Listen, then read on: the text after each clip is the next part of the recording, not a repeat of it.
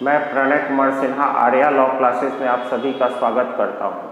जैसा कि आप सभी जानते हैं कि 32nd बिहार जुडिशरी का वैकेंसी आ चुका है और मैं उम्मीद करता हूं कि आप सभी इस एग्ज़ाम के लिए बहुत ज़ोर शोर से लगे हुए होंगे।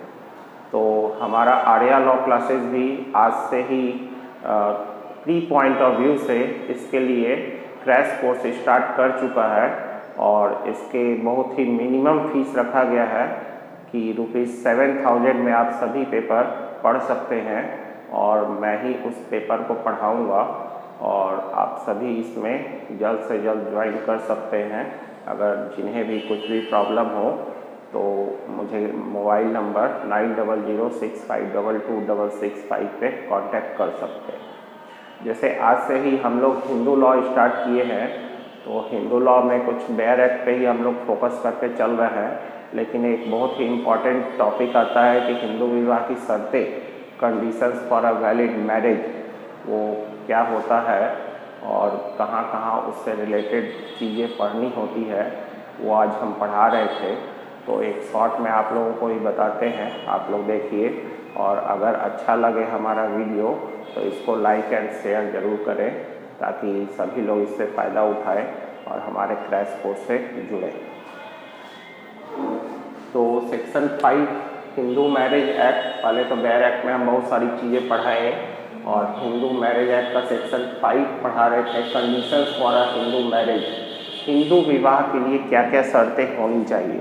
तो सबसे पहले हिंदू मैरिज एक्ट लागू होने के लिए तो दोनों पक्षकार जो मैरिज के होते हैं वो दोनों हिंदू होने चाहिए। तो पहला चीज तो यही याद रखना चाहिए कि दोनों पक्षकार जो मैरिज के होंगे वो दोनों ही हिंदू होने चाहिए, दोनों पक्षकार हिंदू होने चाहिए, ठीक है। उसके बाद सेक्शन 5 जो है 5 कंडीशन बताता है वैलिड मैरिज के लिए। पहला है कि एक विवाह ही होना चाहिए, मोनोगैमी, मतलब मैरिज के समय अगर दूसरा विवाह होता है तो वो मैरिज, हम यहाँ पर सब चीज़ बता रहे हैं कि कंडीशन का अगर वायलेशन होगा तो क्या होगा, किस सेक्शन के तहत होगा और अगर पनिशमेंट की बात होगी तो पनिशमेंट क्या मिलेगा, ये सारा एक बार में आपको क्लियर हो जाएगा।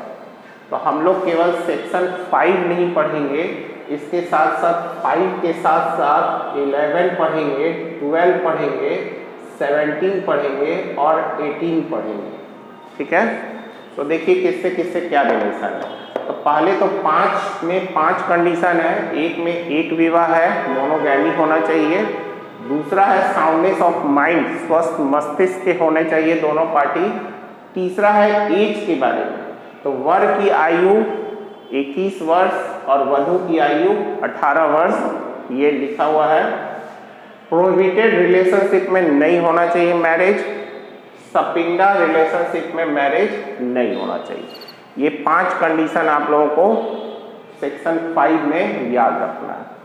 अब आइए कि उल्लंघन होने पर, मतलब ये कंडीशन का उल्लंघन होने पर क्या क्या प्रभाव होता है मैरिज पर, ये लिखा हुआ है। तो अगर मोनोगैमी मतलब एक मैरिज रहते हुए दूसरा मैरिज किया जाता है तो मैरिज होता है वाइड, और ये किस सेक्शन में लिखा हुआ है, तो सेक्शन नंबर 11। उसी तरह दूसरा कंडीशन है साउंडनेस ऑफ माइंड। अगर कोई पार्टी साउंडनेस ऑफ माइंड नहीं है मैरिज के समय तो वैसा मैरिज होता है वाइडेबल होता है, शून्यकर्णी होता है, सेक्शन नंबर 12 के तहत। उसी तरह एज का अगर उल्लंघन होता है तो ये जरूर याद रखिएगा, पीटी में यही क्वेश्चन आता है कि विवाह पर तो कोई इफेक्ट नहीं पड़ता है लेकिन वो दंडनीय होता है, वो पनिशेबल होता है, ठीक है। चौथा कंडीशन है कि प्रोहिबिटेड रिलेशनशिप में नहीं होना चाहिए, लेकिन अगर उल्लंघन होता है, वायलेशन होता है तो मैरिज क्या होता है, वाइड होता है। ये कहाँ लिखा हुआ है, तो सेक्शन नंबर 11। उसी तरह सपिंडा रिलेशनशिप में नहीं होना चाहिए, अगर होता है मतलब इस कंडीशन का वायलेशन होता है तो मैरिज क्या होता है, वाइड होता है। ये कहाँ लिखा हुआ है, तो सेक्शन नंबर 11। लेकिन इसका एक एक्सेप्शन है कि कस्टम एंड यूजेज, तो उस चीज़ को भी जरूर देखना है हम लोगों को।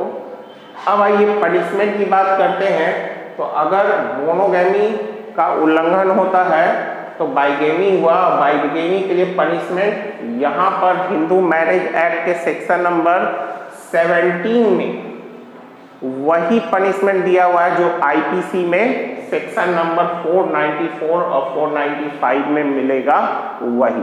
और वहां जाकर देखेंगे तो 7 इयर्स प्लस फाइन आपको पनिशमेंट दिया गया। उसके बाद point number 3, condition number 3, age का अगर वायलेशन होता है तो यहाँ पर लिखे हैं दंडनीय। तो पनिशमेंट की बात हिंदू मैरिज एक्ट के सेक्शन नंबर 18A में दिया हुआ है और वो क्या है वहां पर पनिशमेंट, तो up to 2 years rigorous punishment है, रिगरस इम्प्रिजमेंट है अप टू 2 इयर्स, और फाइन कितना है अप टू 1 लाख और बोथ। ठीक है। उसी तरह प्रोहिबिटेड रिलेशनशिप का वायलेशन हुआ या सपिंडा रिलेशनशिप का वायलेशन हुआ तो दोनों के लिए पनिशमेंट लिखा हुआ है सेक्शन नंबर 18B में।